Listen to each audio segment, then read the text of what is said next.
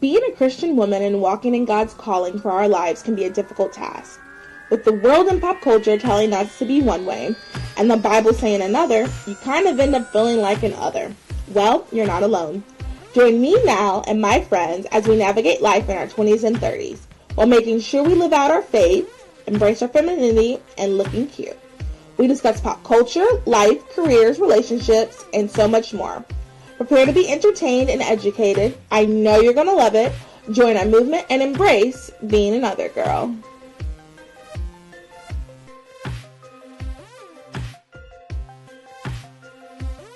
The views expressed on this podcast are our own and do not reflect our employers. Enjoy. Hello, you are listening to Those Are the Girls with Mallory and Friends. I'm Mallory, and we, me, you, are changing culture. Yes, we are. We are changing culture. If this is your first time listening, this is a pop culture podcast, not like other pop culture podcasts. We talk about things, and my perspective, they're coming from a Christian perspective, and my take might not be what you would think a Christian would. And it also probably won't be what you think a regular girly pop girl would take. Yeah. So just an FYI. Super excited for today's episode. I actually had like 6 stories. We're only going to do 3. And then I might do like a midweek episode because there's a lot has happened this past week. I said I was going to talk about my favorites from the Olympics. I'm just probably just going to do a separate post on that because a lot has happened this week. First thing I want to say is if you live in the Charlotte Cabarrus area, you should come and be a guest at my table for this year's Pregnancy Women's Center for Cabarrus/U City Women's Center. They are having their annual charity dinner gala thing on September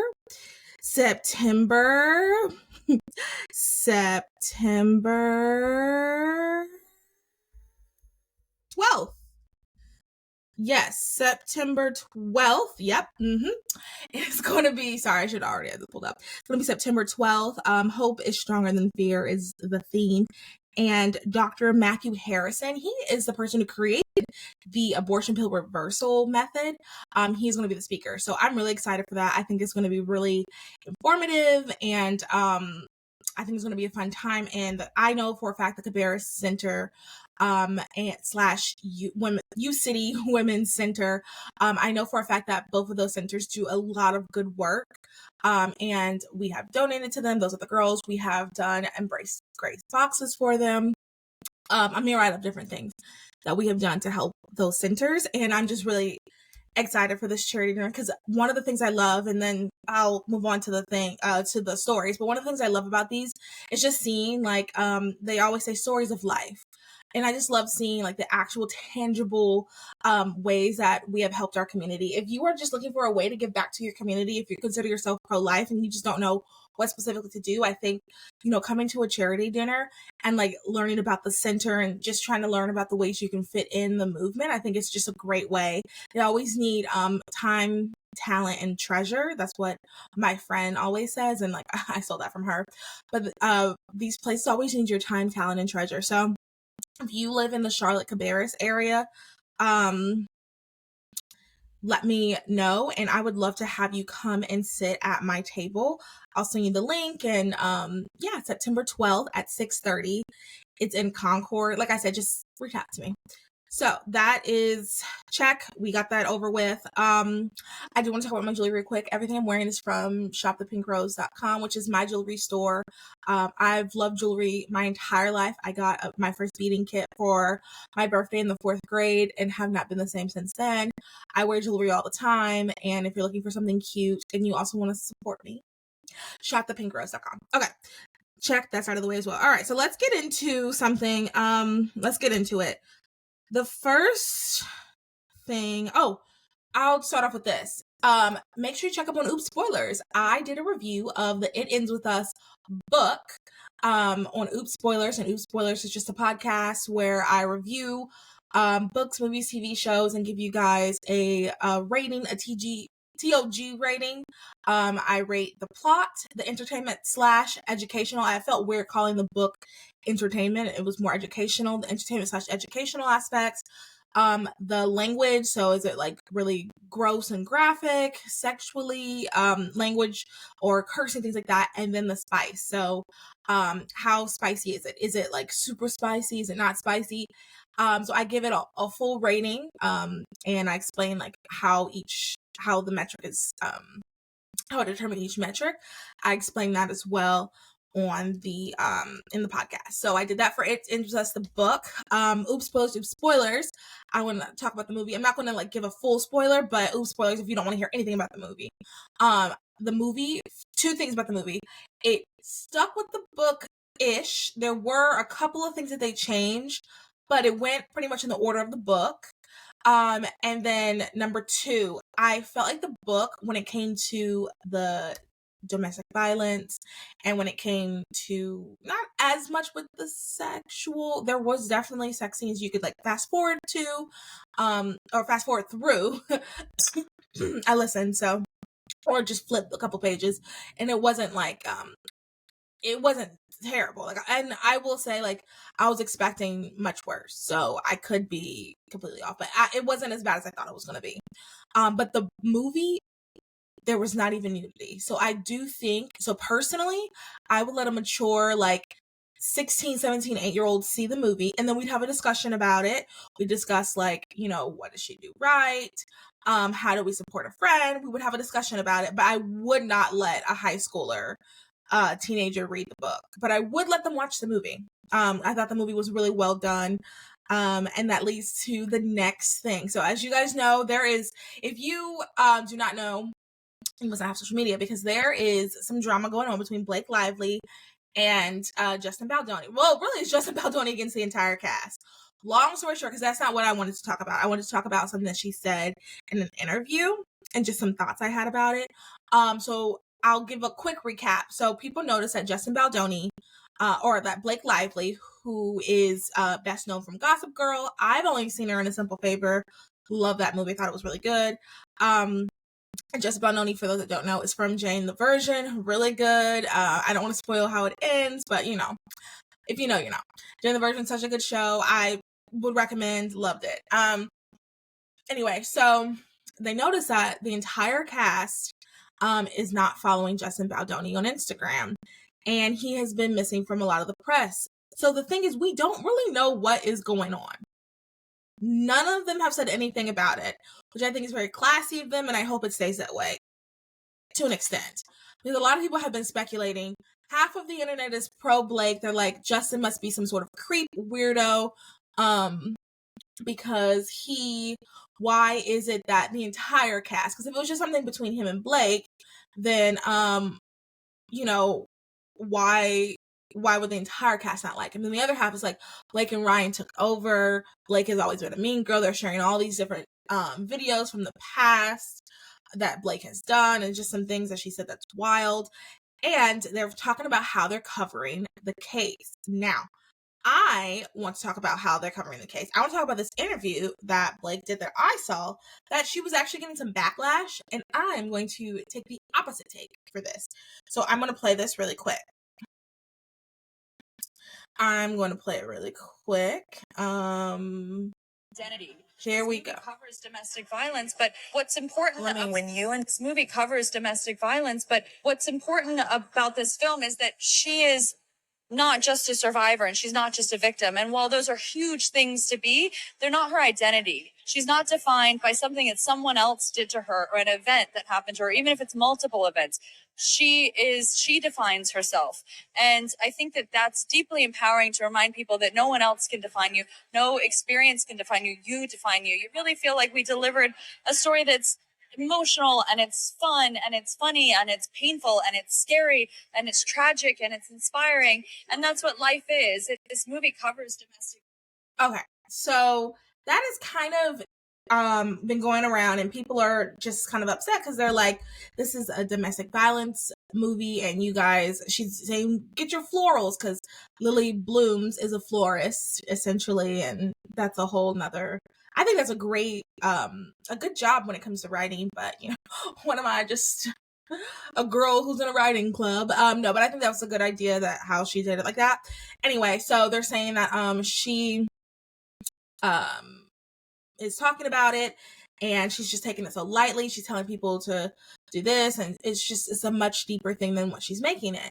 And though I agree, it is, the movie is a tough one, because the twist, to me, this is my opinion, to me, the point is, he's he's sweet, he's passionate, he's so great, he loves her, and then he turns into someone else, essentially, or like he acts in a way that's not congruent in our minds with someone that's like that. So, and I think that's a good majority of men who have committed domestic violence. I think that is similar to them. So I do think the point of the book is for it to be jarring. The problem lies with, you know, it people who have experienced that, and who it would be very hard for them to read that. So I go back, and like, the twist, I think, is important. And I knew, because of the commercial, it was going to be about domestic violence, but I didn't think it was going to be as bad as it was in the book. I just didn't. So like, I'm glad that it was still a little bit of a shock for me, because I think that is the point. That was the point of the writing. That was the point of the whole book, essentially. But I also don't have that type of trauma attached to my life. So I can see someone who has a type of trauma attached to their type of life being upset and frustrated with it. Anyway, people are upset about how she's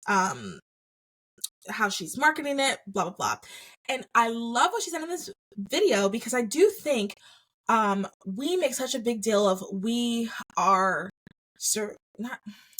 I think society, our culture, our generation is really big on, we all have trauma, working through our trauma. Let's talk about our trauma.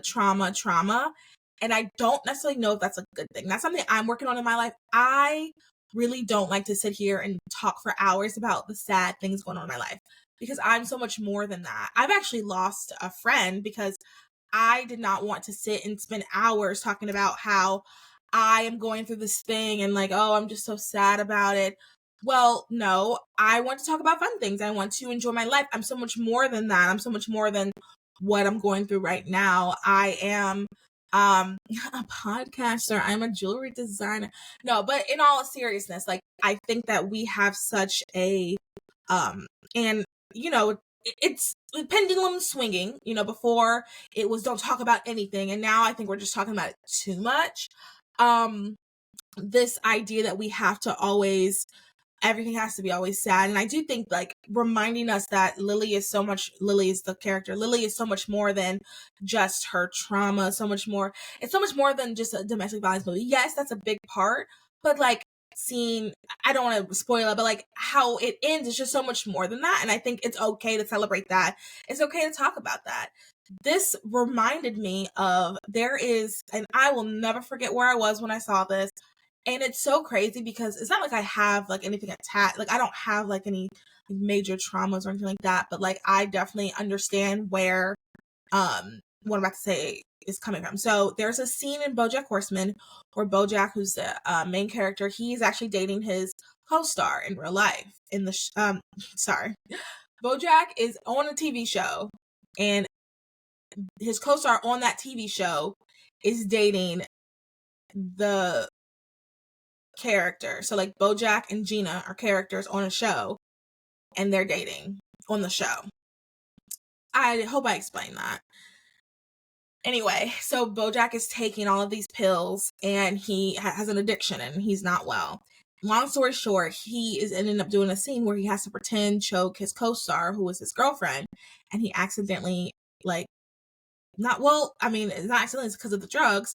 He like legit chokes her, and like she has finger bruises, and like have to pull him off of her, and it's bad. Like, and selfishly he wants to apologize, because he wants to like take this pain. He feels so awful for it, and like he wants to take his pain off, and she says, do not bring up what you did to me, because from now until the end, she wants to be a serious actress. From now until the end of my life, they're going to be asking me, they're going to bring it up in every single interview. They're going to be asking me about it. And I'm not just going to be an actress. I'm going to be an actress that was assaulted by her coworker, something like that. And I think about that all the time. And I remember where I was in my apartment when I lived in Virginia Beach. I was sitting in my apartment. I had connected my laptop to my TV. I was eating and watching this, and it just really stuck with me because that is so true. When we think of some of the people who have survived domestic violence or any super traumatic thing, that's the first thing we think about them. We don't think about them for other things. We think about them because of that. And as someone like I understand why someone would not want, like, I understand why Gina did not want to talk about it. She didn't want it to come up in an interview because that was all, because that is what happens. And I think that that's kind of how our culture has shifted. Everybody wants to talk about, not even wants to, but everybody gets asked about their trauma, and like that's kind of their whole story. And there's so much more. And to wrap this part up, I just want to encourage you, if you have a story, like, just to remember that you're so much more than your story. You're so much more than what's going on right now. And you're so much more than what's happened in your past. I saw the Lion King Lion King play yesterday, the day before I'm recording this, and it was so good. And that was also kind of one of the messages in there, that you are so much, like, the past is behind you. You're so much more than that. You are so much, there's just so much more about you than this one incident, this couple of years, these things. And I think it's just, I want to encourage you just to remember that, and then to walk into that. Like, make sure that you're living your life like that. So yeah, that's what's going on with Blake. Justin ends with us. Are you keeping up with it? Let me know. Are you keeping up with it? Do you agree with my take that we put too much focus on, like, the trauma? Like, this is what this person went through. Do you agree with that? Do you think I'm right? Do you think I'm wrong? Do you agree with Gina for not, for telling Bojack not to apologize or say anything on air or anything like that? Do you think what Blake is doing is okay? Like, how she's talking about it? Whose side are you on, Justin versus Blake? Personally, I'm leaning toward Justin, but I also don't care too much to be, like, super invested. I mean, there's people who it's their whole channel right now, and, like, I don't care that much. I mean, if I, gun to head, as they say, I would pick probably Justin, but that's just me. Because I know Justin. I know more about Justin than I do about Blake. Even though, I don't know. Okay.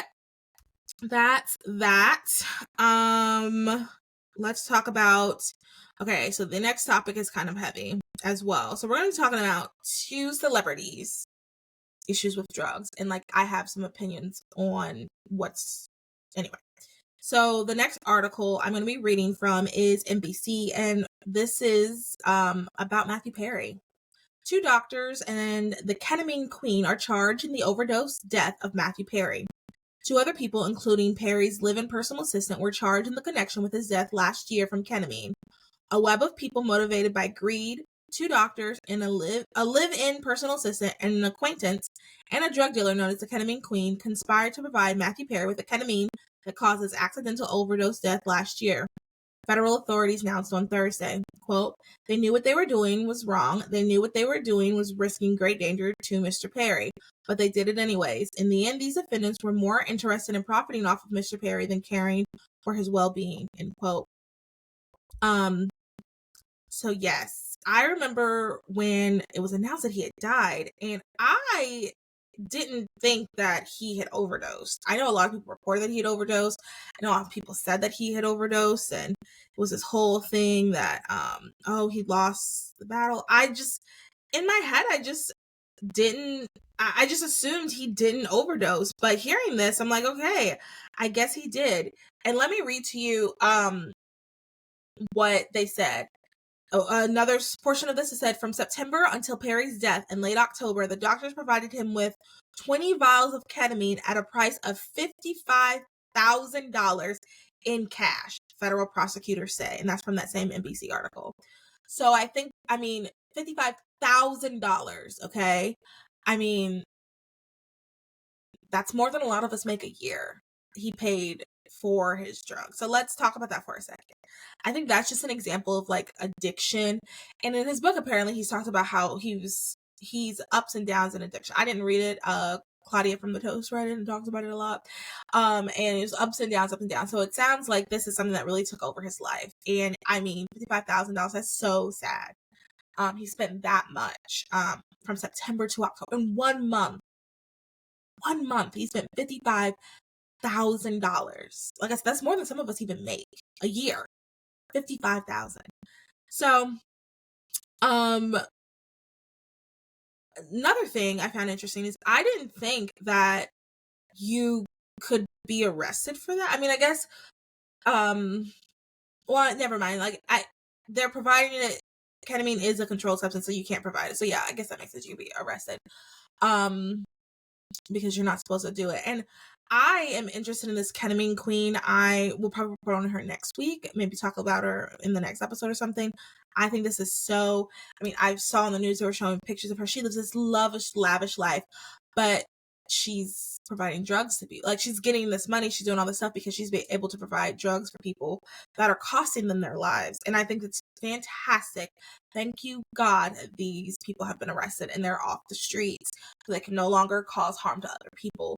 And I'm just want to couple this with another thing that came out. This is from page 6.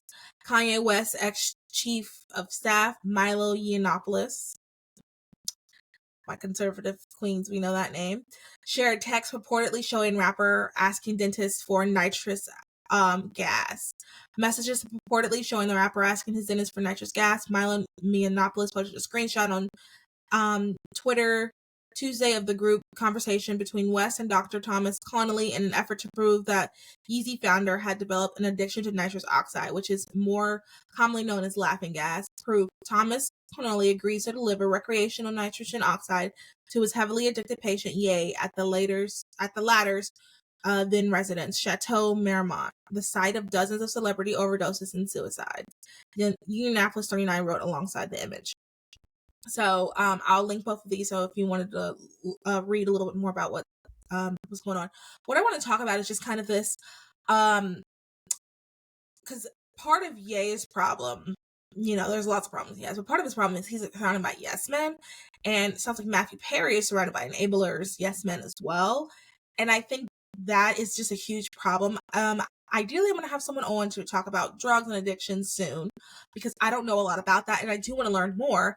As far as I know, I don't have anyone in my life who is struggling with that, but I will say one of the things that, you see on TV, you learn, you hear podcasts about, is that you don't know. So there could be someone in my life, could be someone in your life, but you have no idea they're going through these experiences.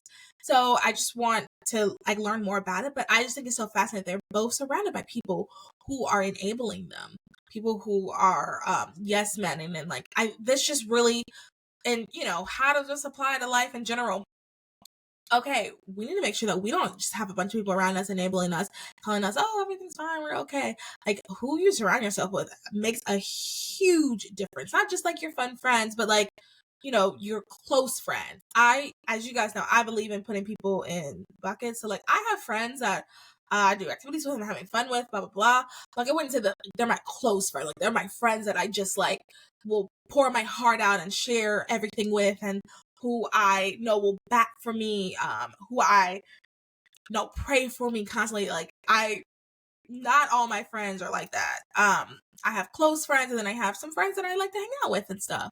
So I think it's just really important and even your friends you like to hang out with, what are they doing? Because that can influence you as well. I just think it's so important to make sure that we're not around people who can influence us negatively. I mean, I'm also the ketamine queen, that.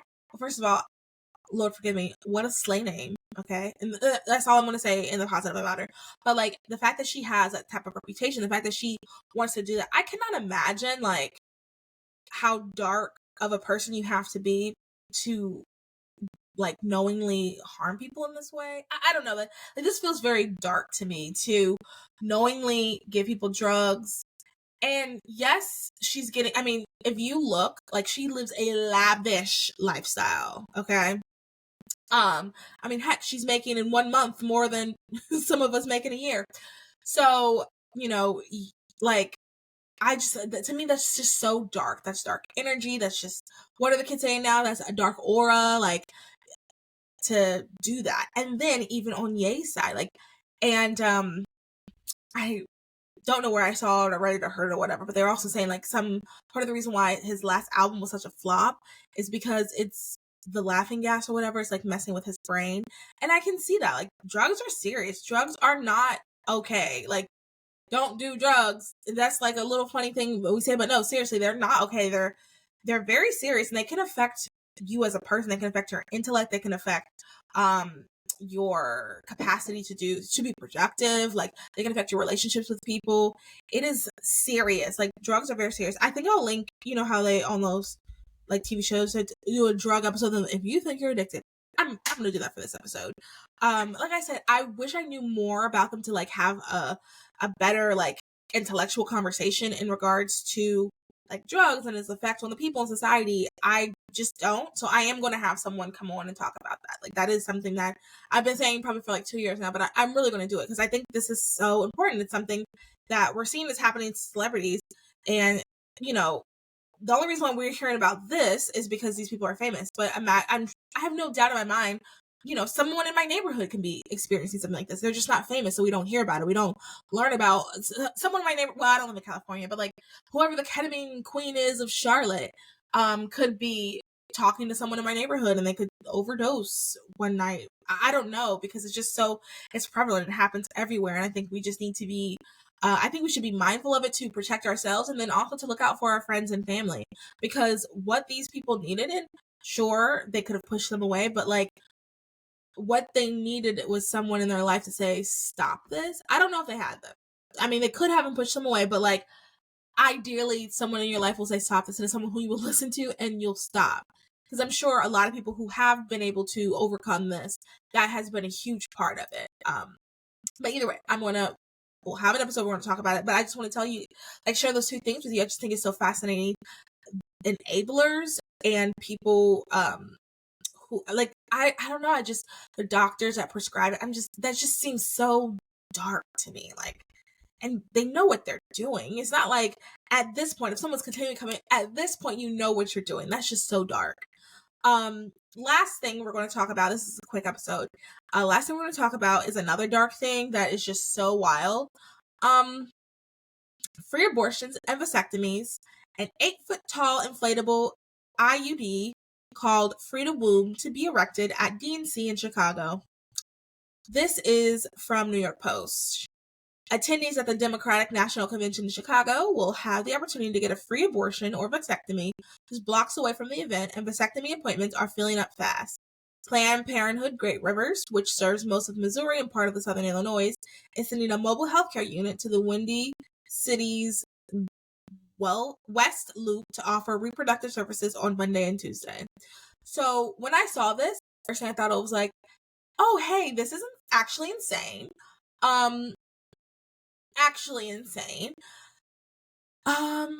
Yeah, I mean, I don't even know like any real things to say. I saw it shared by people on Instagram and Fox News, and one thing I just want to say, this is just an aside, we got to make sure that we're always sharing like real things, because lately, you know, even on the right, we kind of been really into this fake news sharing thing, and we can't be doing that. Cannot be doing that, guys. Like, let's make sure we're always sharing.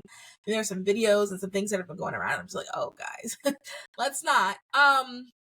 So that's why I was like, well, let me just look it up. Let me just look up to make sure this is real. And lo and behold, it is real. I mean, the only thing I can think of is like that meme, like, well, this is insane. I think that Safe, Legal, and Rare, I mean, we've been saying this for years, Safe, Legal, and Rare has exited the building, and I think doing this normalizes it in culture. Let's talk about abortions first. I think free abortion normalizes this in culture. I'm going to do a little bit more research. I feel like it's probably just going to be like, I don't think they're going to do re-DNCs. I don't know. They could be, but this just normalizes it in the culture. So what does that mean for us? That means we need to do the opposite in culture.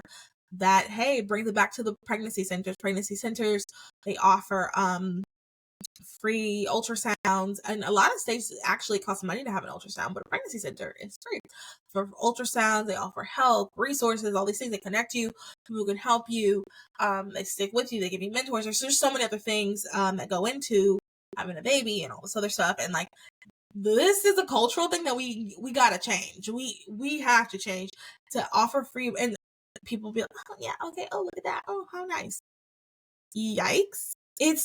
And I think even if you are not like if you're listening to this and you're not really fully pro-life, or you're kind of like, oh, I wouldn't do it, but I'm not gonna judge people that does, and you're feeling like this is a little too far, I want you to feel relief that you're right. This is too far. Like, this is too much. I don't want you to I want to let you know you're not wrong. This is too far. This is insane. At the DNC. And I think this is something that goes to show that like this is part of their platform. I think it's just something to remember. Like, Democrats, like, this is part of their platform. This is something that they are okay with. This is something that they are in support of. Like, they like abortion is in their platform. Now, pro-life isn't in ours anymore, but that's another conversation. But we don't have abortion ingrained in it, so that's what we can rest on. At least we don't have, I hate saying at least, and we can talk about that another time, but at least we don't have abortion in there. Now, like I said, we also don't have pro-life on our platform anymore, but that's another conversation. All I can say is like, this is insane. This is insane. Free abortions and vasectomies. Vasectomies, I think that's like a serious thing. I don't think it should be something done spur of the moment. So I also think that's wild. I think same thing with like people who have tattoos at like their weddings. Unless you're going to let people know ahead, you can get a free tattoo as your wedding. Unless you're letting people know ahead of time, like, I think that's also kind of a little crazy. Like, I don't think major decisions like these should be done on the fly. I think these are things that should take time. You should take time to think about. Like, these are serious. Like, yeah. I just think it's serious. I don't think it should be done on the fly. And it's actually insane to me that they would offer this. But let me tell you, it's getting us to talk about it. And it's just showing, like, how do we combat this in culture? Like, what should we be doing to combat this in culture? How should we be talking about abortion and moms and motherhood? I think another thing, just a side note, like, we really got to make, like, motherhood and all these things, like, more appealing. And that's another conversation. Actually, I'm not going to get into that. But, like, what we need to be changing culture. Because this, once again, this is insane. This is crazy. So, there's that. That is all for today, folks. If you enjoyed this episode, let me know. Leave comments, rate, review, subscribe, however, wherever you're listening. Tell all your friends. Let me know what you thought about all the topics we covered today. If you have topics for me to cover in the future, let me know. Make sure you follow me on Instagram. I guess that's it. All right, thanks. Bye. Have a good day, night, evening, however, wherever you're listening.